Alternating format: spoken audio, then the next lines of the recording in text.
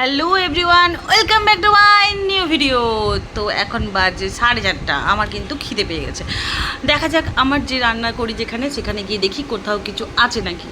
But থাকার কথা নয়, আমি জানতামই, কেন কি আমি আজকে দিদি বাড়িতে খেতে গেছিলাম।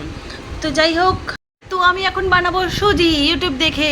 চলো দেখা যাক কীভাবে বানাই। দেখতেই পাচ্ছ আমি তাড়াতাড়ি করে কাজু কেটে নিচ্ছি। গ্যাসে আগুন জ্বালিয়ে ব্রিটিশ আমলের কড়াইটাকে রেখে আমি কি নিচ্ছি সুজি, কাজু আর ওটা কি বলে আমি জানি না। এখানে তেল দিয়ে দিলাম, দিয়ে ওটাকে কি বলে আমার জানা নেই, তোমরা কমেন্ট করে জানো। তা দিয়ে দিয়েছি। তারপরে আমি কী দেবো বুঝতে পারছিলাম না, হঠাৎ করে মনে পড়লো আমি কাজুটাকে দিয়ে দিই। কাজুটাকে দিয়ে দিলাম। এটাকে একটু লাল লাল করে ভেজে নেব। নাড়াচাড়া দিয়ে একটু লাল লাল করে ভেজে নিচ্ছি। তারপরে আমি সুজি দিয়ে দিলাম।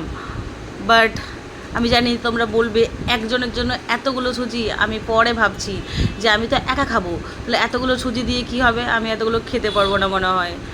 কি হবে এবার, যাই হোক পাশের রুমে দিয়ে দেবো আমি।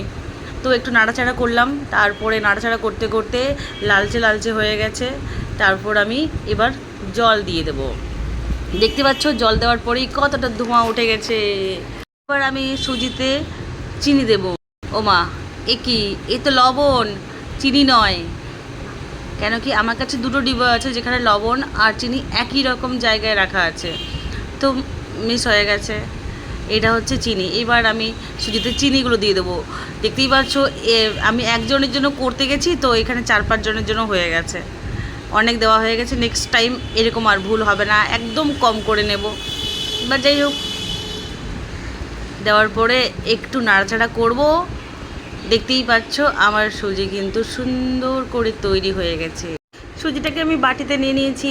এবার টেস্ট করে দেখতে হবে আমি কেমন বানিয়েছি। গরম আছে। আমার না খাওয়ার পরে মনে হয়েছে একটু লবণ দিলে মনে হয় ভালো হতো। বাট যাই হোক, দেখা হচ্ছে নেক্সট টাইম নেক্সট ভিডিওতে। টাটা।